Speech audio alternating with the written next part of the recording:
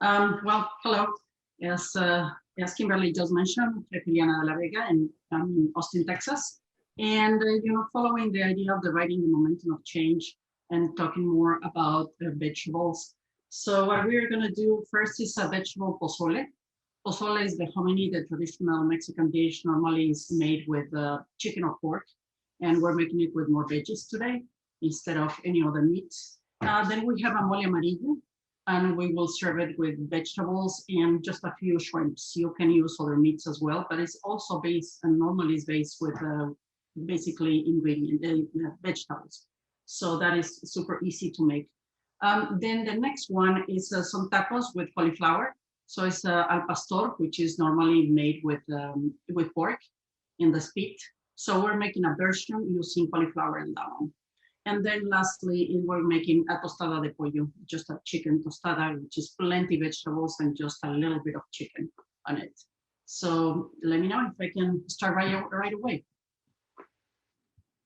That all sounds delicious, and I can't wait to see you make it for us. Perfect. Sounds good. Okay. So, well, it's we're using a lot of veggies on the making also of the the broth in here, but in this case they're blended. Okay, so I have you can use sorrel leaves if you can find them. I couldn't, so I'm getting some Swiss chard in here, some green lettuce leaves because it's a pozole verde, so it's green, the color, and some epazote that I have here. I will also have some tomatillos and some chiles. It can be spicy as you want or less spicy. Sorry, I'm making a mess here. Okay, so back. I'm gonna use just a little bit of water in it. Sorry about the noise. In here, and super simple. Okay, one shake.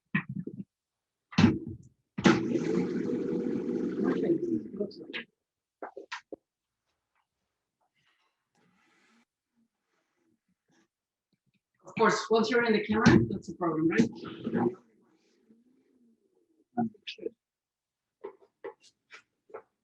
Here we go. I made it.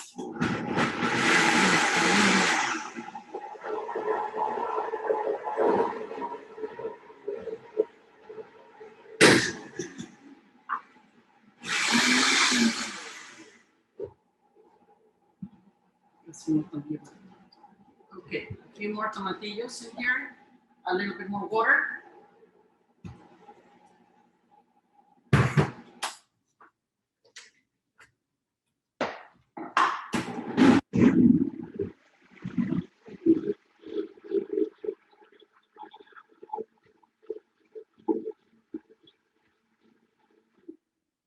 I need just a little bit of oil in here.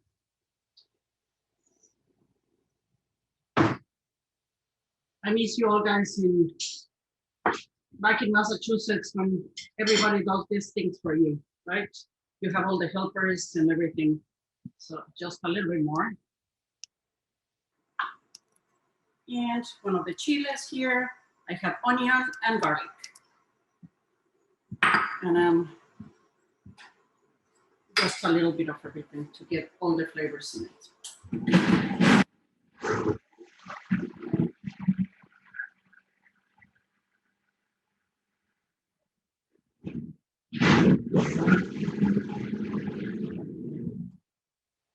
Okay.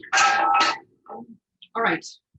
So I have this beautiful green mixture, basically all herbs, chiles, tomatillos, and yogurt.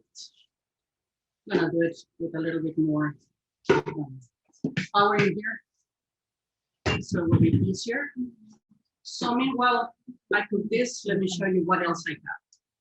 Okay. So some other of the ingredients that we're gonna use today in the pozole, meanwhile this sauce is cooking, is I have chayotes here, and I have it, diced here. I have zucchini, blanched, very, very lightly blanched. I have green beans, mushrooms. You can add any other veggies that you want, and it will work as well. Okay. So this is what I have. So what it makes, besides the green elements here, into this is the pumpkin seeds. So this will be kind of a thickener. And I have pumpkin seeds, they're just ground to a powder. Okay, that will be at the end.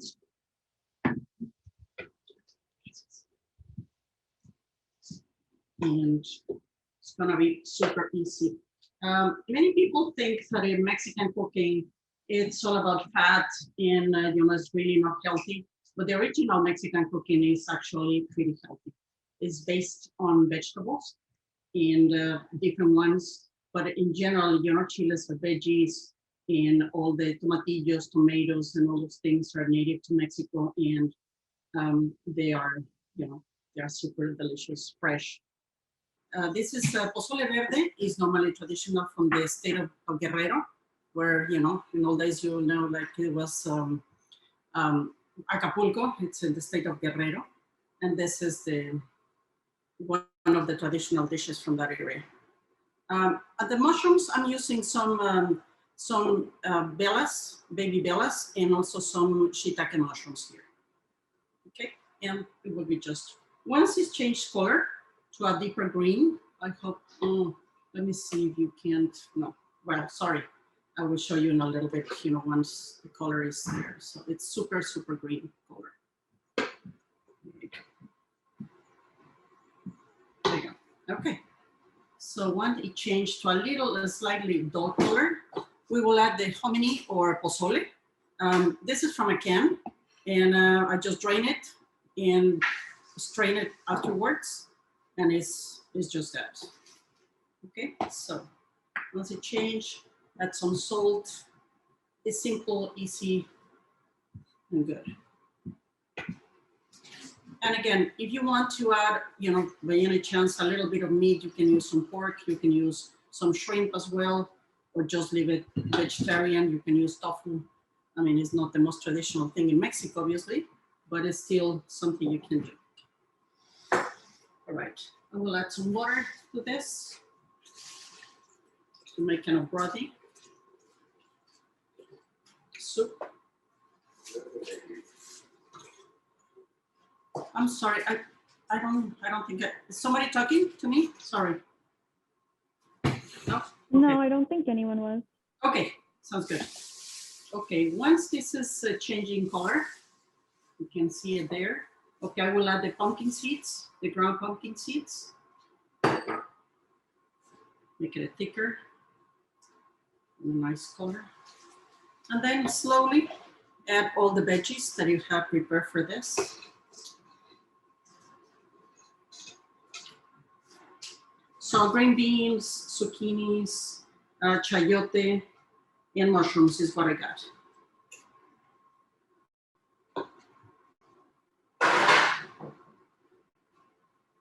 Right. And obviously the hominy too.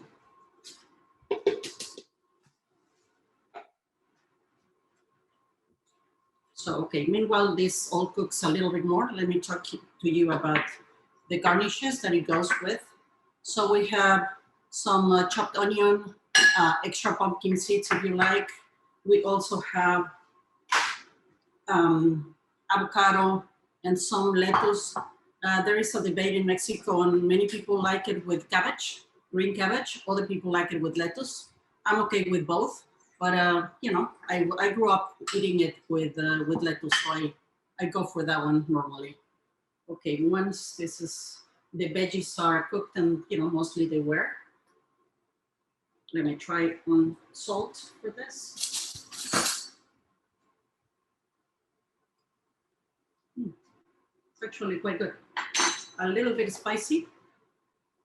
I added 2 chiles, but it depends also on each chile is different, so you'll never know. All right.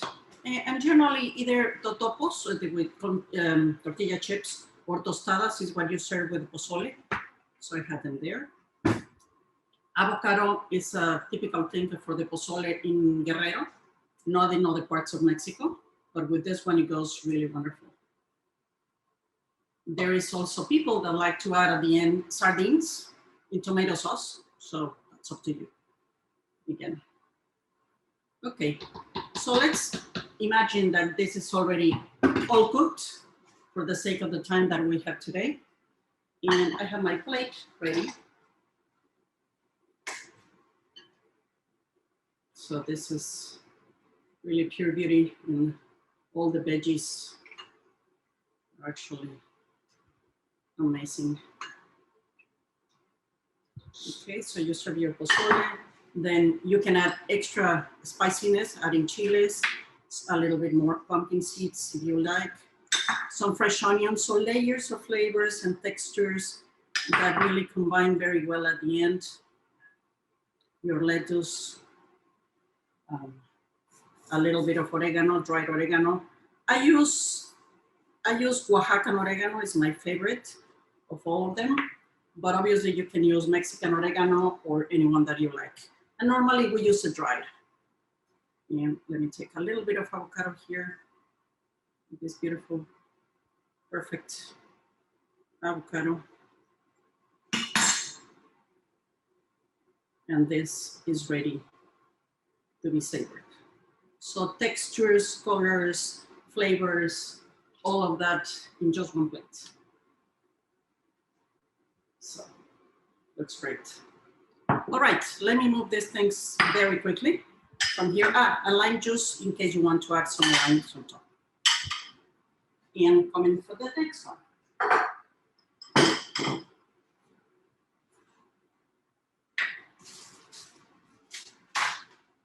Give me 1 second to set up and I'll be right back.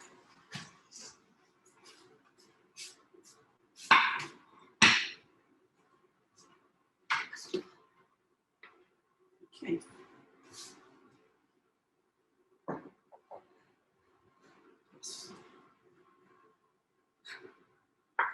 Gracias. This is one.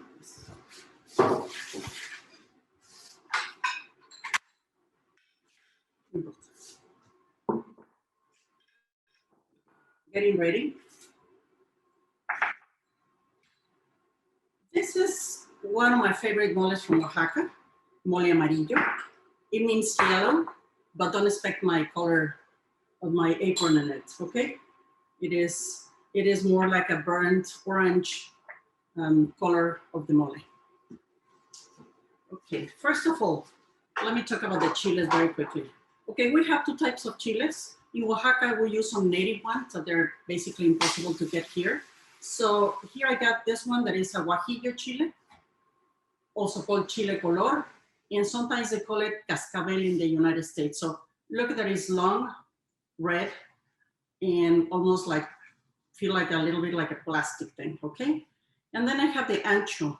So if you know what is the chile poblano, this is the same chile, but when it's dry, we call it ancho. So it's kind of reddish, okay? And we use that one. So we use 2 of those, 12 of the guajillos. They're already toasted, or dry roasted, as I like to call it. And how I do it, you know, this is an induction burner that doesn't work properly. But okay, in a comal, which is this, you can also use a cast iron, or you can, if you decide to, you can also do it in the oven, but very quickly before it burns, okay? So this is what we got. So the chiles are ready, and I have here a bowl. We need to dehydrate it now. Okay, so I have hot water, boiling water here in the back to rehydrate the chiles super quickly. Okay. So meanwhile, we do that. I already went ahead. I have all the ingredients here for you to see. So in this mole, we're using garlic, white onion, green tomatoes. This is an unripened tomato. If it happens that you don't find any of this, you can use a few more of the tomatillos, okay? Some garlic, and we dry roast all of these ingredients in the same type of way, okay, in the comal. You can do it, you know, in universities and such, you can use the griddle and do it a big batch over there, or, you know, I understand the situations. It won't be exactly the same flavor, but it will work well as too if you use the oven, okay, for all this, you know, all these vegetables to be, you know, like the cooked and roasted in the oven. All right. Then this is served with veggies. Okay, traditionally we use green beans and chayotes. but also I'm adding some zucchinis. That is also pretty traditional. You can use mushrooms too. You can add also potatoes, it's delicious. And you can eat any seafood or any meat if you like to, okay? And it comes also with a garnish. We'll get to the garnish in a little bit. So what I mean by dry roasted is like this. So you put your tomatillos or tomato and this one, and put it like in medium high heat, or in the oven. I will do it at 350. Okay, the onion, just the whole onion, and the garlic cloves with the skin on. That's important, okay? This one will go out first because they will, otherwise they will burn and have a bitter taste. If you do it carefully, they will have a mellow, almost sweet kind of flavor in the tomatillo. Okay, once you do that, you will get them like this. So yeah, I'm talking about a little bit black and all of them in there.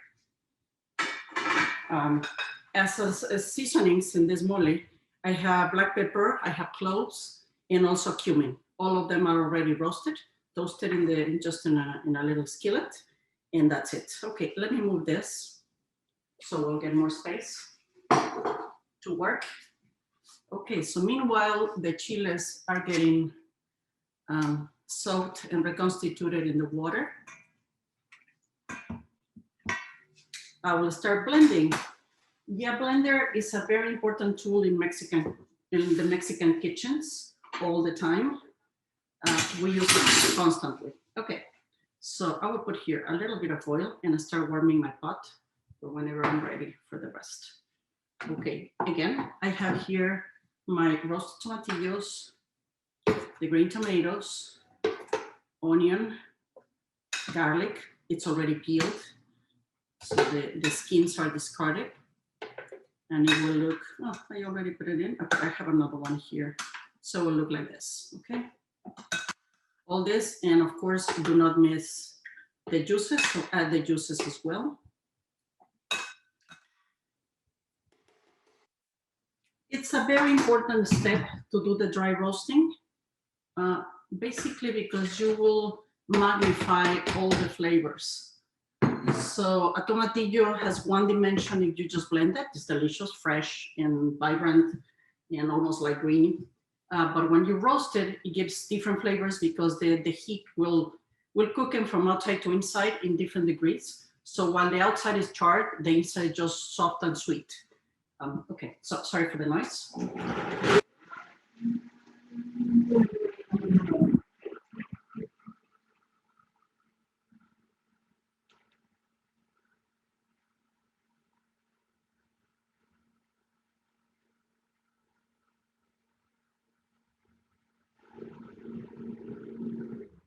I will add the spices, cumin, black pepper, and cloves. Already toasted. Okay, once again, a little bit of noise.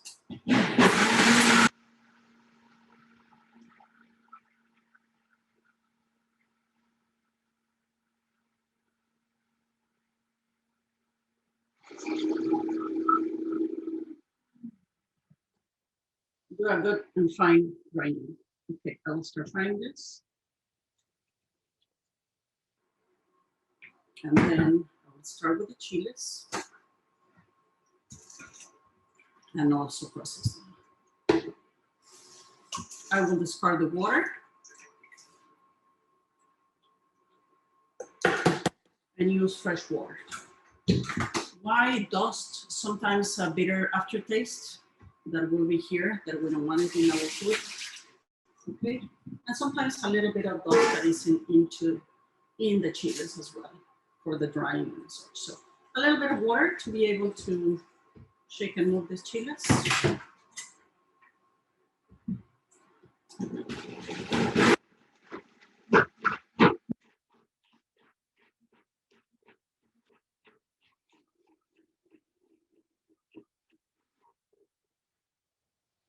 And I love the blenders, but they are super noisy.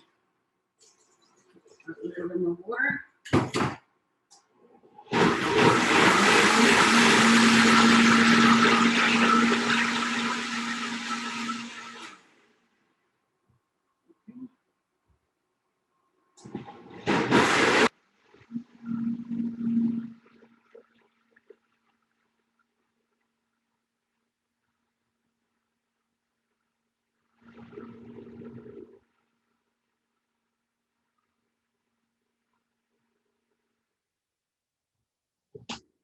I get a question quite often, if you can use a RoboCoop food processor for doing this. Not really, you really need a blender. You need a finer grinding of the chiles.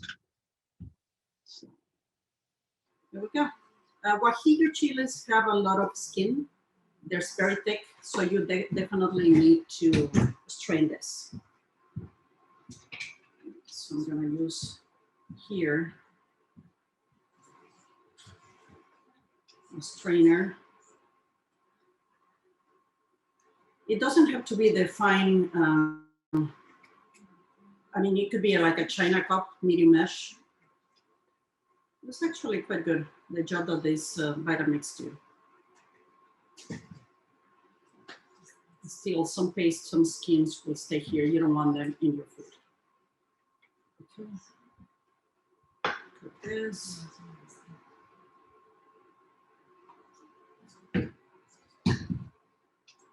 This is also one other thing to be mentioned. Many people, I mean, sometimes I'm at the restaurant and sometimes I'm asked if the moles, I don't like the chocolate sauce. Well, that is wrong to begin with, because it's not a chocolate sauce, not even the mole negro or the mole poblano.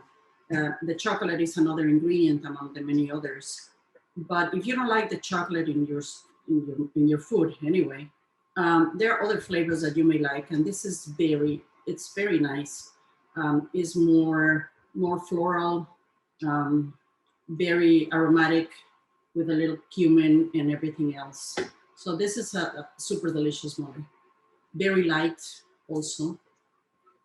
So one of the things that is important in a mole is that there's always a thickener in it. So it could be like a seed, or it could be bread, or it could be tortillas, or you name it, right? But in this case, we're gonna use masa for making that. So we're getting there, okay? So I'm almost done here with this. And as you can see, I hope so, yes. It is not really yellow. So it's, as I mentioned before, it's kind of a little burnt orange color. Okay, almost done. You have those China cups, which is better than doing it with a small one, but anyway, that's what I have at home.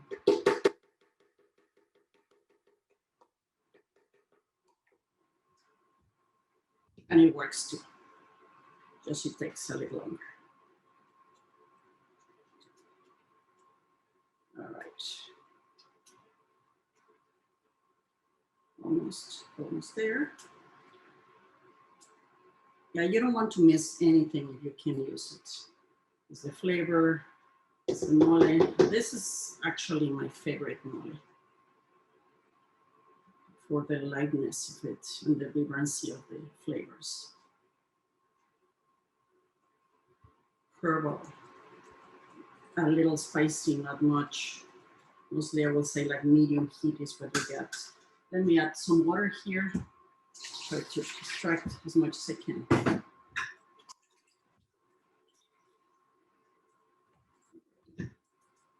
Last chance.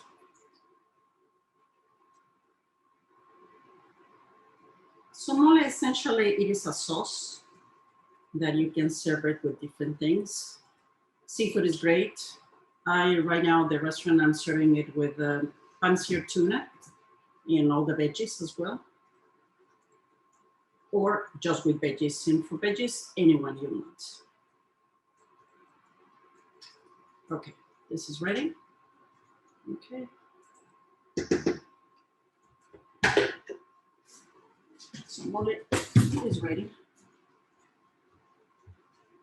Okay, meanwhile, this is cooking. It needs to get a little bit drier, okay? Let me talk to you about the garnishes. Okay, this is an Anaheim chile. In Oaxaca, we use a chile that is called chile de agua. It's unavailable here, but okay. I'm using Anaheim. It's almost the same color, and you can also add some serranos if you like, or just this one.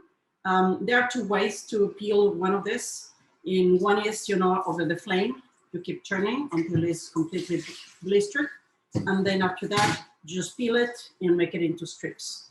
So I have the chiles like this here. You can see. All right. So I'm gonna take off this stem and then cut them into strips. Okay, wait 1 second. Ready.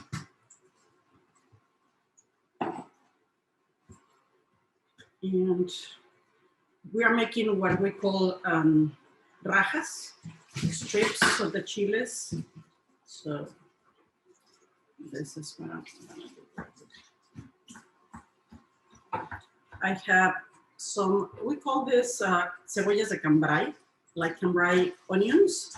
And some places they call it like pearl onions. In other places they call it green onions. So whatever you call them, that's the one we like. Okay, so you cut them in half and then you open them up like in little, like boats, I would say. All right. Add some lime juice, fresh lime juice. We make tons every day for the margaritas, so why not to keep some for this? All right, so lime juice, salt, the onions right there. Let me grab a little spoon or something. Here we go. Oregano. Let me try out this. Mole is basically ready. Some oregano again. This oregano, it is like a mixture between marjoram and Greek oregano. I'm adding salt. And you let this mixture kind of macerate for a little while. So the onions will be less crispy and more wilted, if you will. But all this will be together. Okay. All right. Our mole is ready. So I am going to, the thickener, going back to that. In this case, it's masa harina, like for making tortillas. You can get it in a bag in the supermarket. Okay, so it's this powder. And where we're looking, this is half a cup of that. And I'm gonna add 1 cup of water. Oh, I hope I still have it. 1 cup. Ah, not really. Maybe. Here we go. So I got 1 cup of water. Mixing this. Be sure that there will be no lumps in your mixture. Can you see this clearly? Yes. Okay. So whisk it until there are no lumps. This, when this foam subsides on the base of the mole, in this case, and I have it pretty low now. I don't want to be splattering all over the kitchen and the cameras and everything else, and my pretty apron.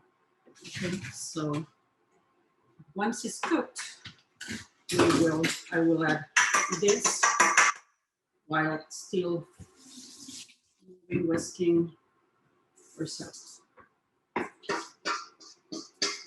We don't want lumps in our mole. Okay, that is super important.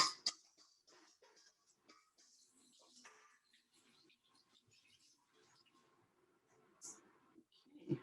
So I get, with the masa, this will change a little bit the color into a little paler one. It's not as red as it was before, but still it will never be yellow, so forget about it. There are some chiles in Oaxaca that will make it yellow, but they will be really super spicy, almost unedible to eat. So I don't want that either. Okay, let me move this aside. All right, so mole is almost ready. Let me try for salt.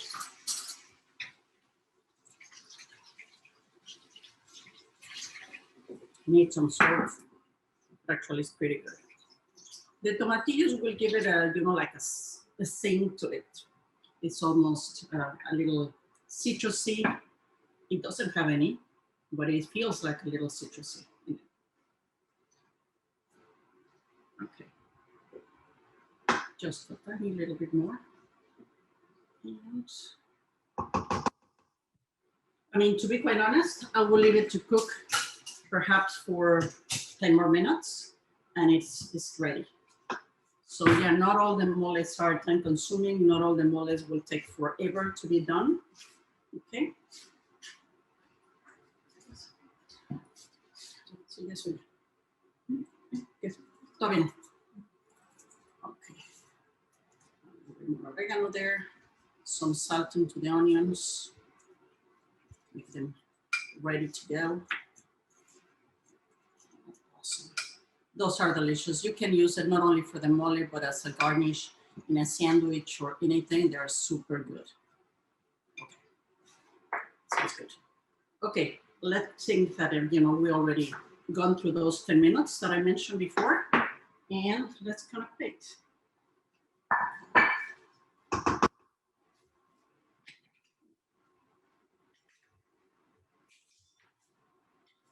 So I have my plate. So the mole should be kind of covering the back of the spoon, okay? Not too liquidy. It's kind of perfect. And for us, the mole is the thing, is the dish more than any other thing. And I will take here, some zucchinis.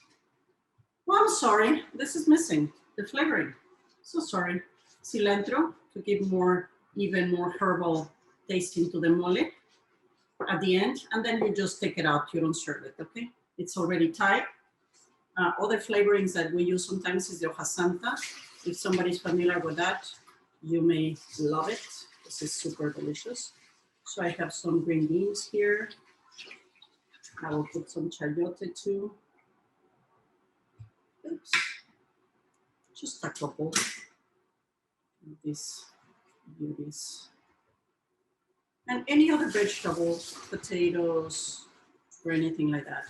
I have here just a few shrimps that I'm gonna also serve in here. They are just sauté shrimp in a little bit of olive oil and salt, and that's it. And just to be served, you will put some of this into the mole. So, here we go.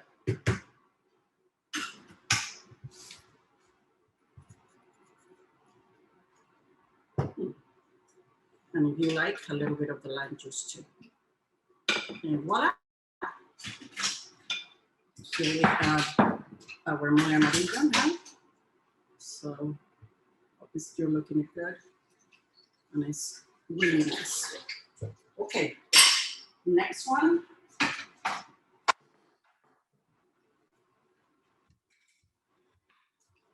Let me move these things quickly.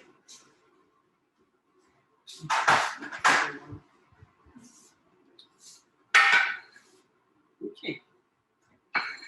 And moving my mole away from here. Right.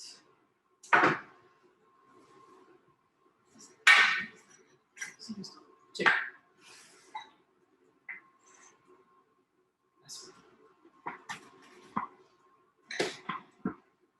Okay, for the al pastor mixture, this is one of the things that a lot of people is asking about, how you make a good mixture with that, and why some are better than others, even in Mexico, right? All right, so here we have our ingredients. Oops, I forgot to remove the plastic from this one. So one important thing is the achiote paste. So it's from the annatto seeds, and it's ground into a paste, and it has this kind of brick, dark red color that is super flavorful. Is not spicy at all, and what you need to use is some of this. I mean, it's like 2 cups of the 2 tablespoons of the achiote paste, some chile guajillo once again, and again the same chile ancho. So we have 3 of the anchos and like 5 or 6 of the guajillos. You reconstitute in the same way that we did the chiles for the mole. Okay, same exactly thing. And then next to that, you will get same noise, same everything, and you will get a paste just like this. And this one is also some white vinegar. I prefer, if you're able to find, the sugarcane vinegar. It's very common in Mexico and some places in Latin America, especially the Caribbean and the Philippines. It's almost sweet and it's delicious, and it has the perfect tanginess and almost citrusy flavor that, you know, the regular white vinegar is not available here. I mean, it's the one with, you know, a very harsh flavor. What I do if I cannot find the sugarcane is to make a mixture with the regular vinegar, the white vinegar, and add a little bit of rice vinegar into it. So it gives the sweetness from the rice, and then the other one, so it makes it a little bit more mild and mellow. Okay, so for the cauliflower al pastor, what we do is in a little, well, in any kind of tray, you will put it, your cauliflower, just like this, okay? And then make some julienne onions, sliced onions, okay, and some of this paste. Put it in the oven at 450 until it's done. I have some already made here, so we'll mix it with this and then put it in the oven very quickly. And then we move to the next thing while this is happening.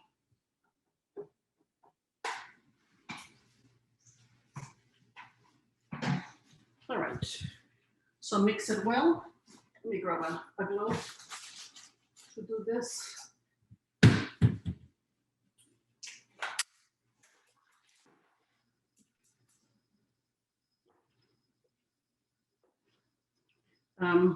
So this al pastor thing is something very interesting in Mexican culture and Mexican cuisine, because it was the people from Lebanon. We have a big community of Lebanese people, and they brought their, you know, shawarmas, and in Mexico we Mexicanize it, and we make it, mix it with chiles, make it with pork and onions, and then add some pineapples and other things. So this, in this case, is just the same kind of thing, the same mixture, but obviously not pork or anything. It's just cauliflower with some onions, and that's about it. Okay, I'll put it in the oven. Okay. All right. So like the same kind of thing.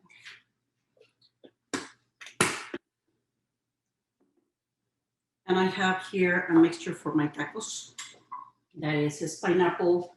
It's almost the same thing that you get in a taqueria in Mexico. It's pineapple, it's cilantro, and a little bit of onion. So you choose there. Okay.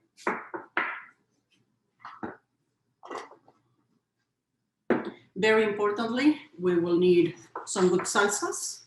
So I have here one of them. It's my favorite lately, which is a roasted tomato and serrano chiles with a little bit of garlic and onion. And I dry roasted the tomatoes very well until they're blackened. The same with the onions, if I decided, the chiles, and the garlic just until, you know, black spots showed off in the skin. And peel it, put it in the blender.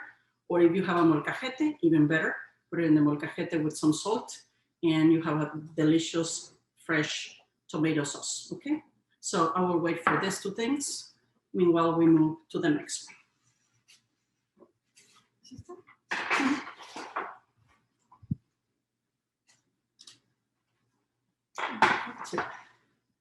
El aguacatito y las lechugas. La lechuga.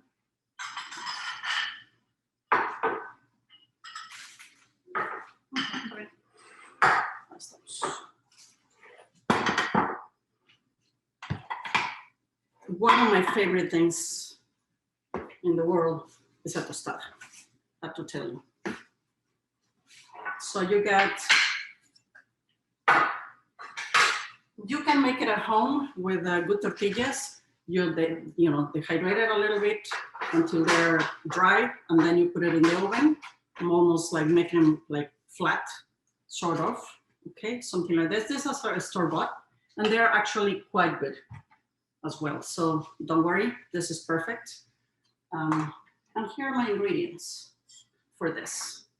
Something very simple to make, though very delicious too.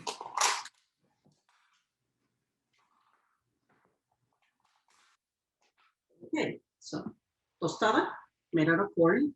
Tostadas cannot make with wheat flour or other things. Okay, it has to be a corn tortilla. Some good beans, mashed it, made into a paste. In this case, is black beans from Oaxaca. Actually, I imported them. We in the restaurant, we make our own masa, so we make our own tortillas and tostadas. But I thought this would be like more convenient today. So just not a very thick, just a thin layer of beans.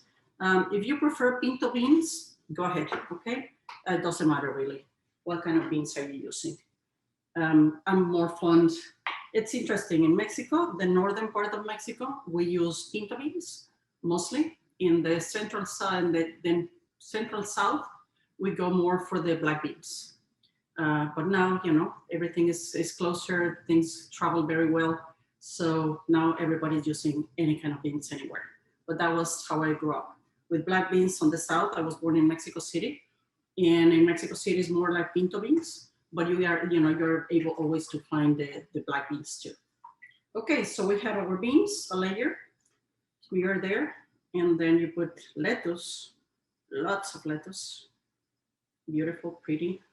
Some chicken, which again is not the main ingredient. It could be pork, it could be beef, it could be nothing, no meat at all. So some chicken here. Then we will add some tomatoes, just like that. Okay. Let me move this so you can actually see this better. Okay. Some avocado slices. In many places, they take a spoon with the avocado and just scoop it out like that. That's also what I did. Some slices of avocado.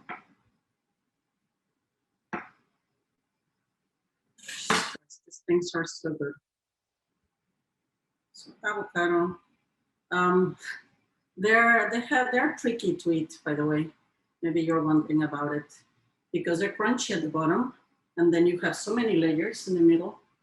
And then at the end, you put some crema mexicana. We make our own, and it's just heavy cream and buttermilk. It's not sour cream. We don't use sour cream in Mexico, okay? Lots of crema. Some queso fresco or queso cotija, the one you prefer. And then you can choose to get some chiles. Like I have some jalapenos here. So some strips of jalapenos. Okay. And you're ready. So I guess more vegetable forward this cannot be, right? Okay. This, look at these beauties here. So we have our delicious tostada. You can make a night of tostadas, for a Sunday night.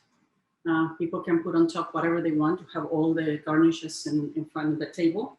And people can do whatever they want. I sometimes make it with ceviche, with chicken, pork, beef.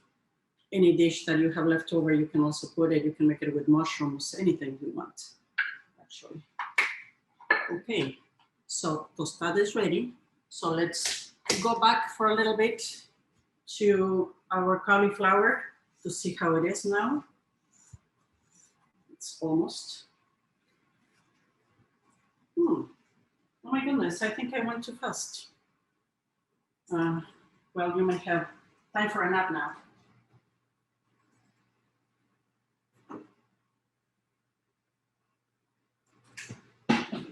something here.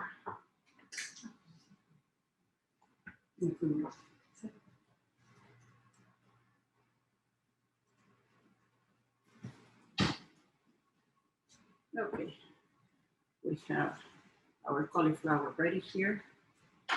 And let me just warm up a couple of tortillas. So this is the type of tortillas that we make at the restaurant. In this case, this is imported corn from Mexico, from the state of Mexico. And it is chalqueño azul. We cook it in the restaurant. We let it, rest for overnight in the same liquid with a limestone or calcium dioxide. And then the next day we strain it. We rub it to loosen some of the skin, the outer skin, and then we grind it in-house. Okay, so they're super delicious tortillas. It's very different. That was one of the things when we moved to the States that I couldn't deal with, eating Mexican cooking, eating Mexican food, and also cooking this professionally. It is the quality of the, of the corn, the tortillas here. Most of the packaged ones, they taste a little sweet, and that is not the flavor of the Mexican corn. Okay, I'm warming this up. I have my little plate. Let me go and get one. Oh, okay, so I got a plate now. Oh, I use it for this one, I guess.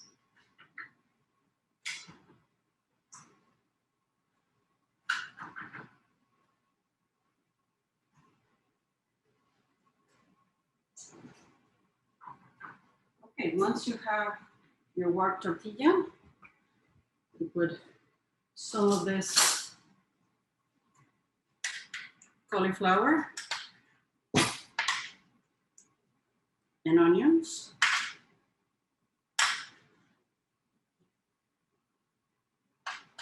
Be sure that it's kind of juicy.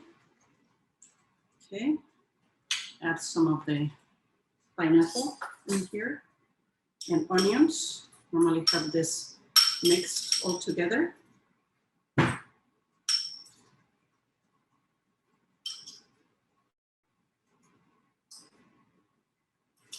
The cilantro, look at, oops, into a pretty one here. A couple of these guys.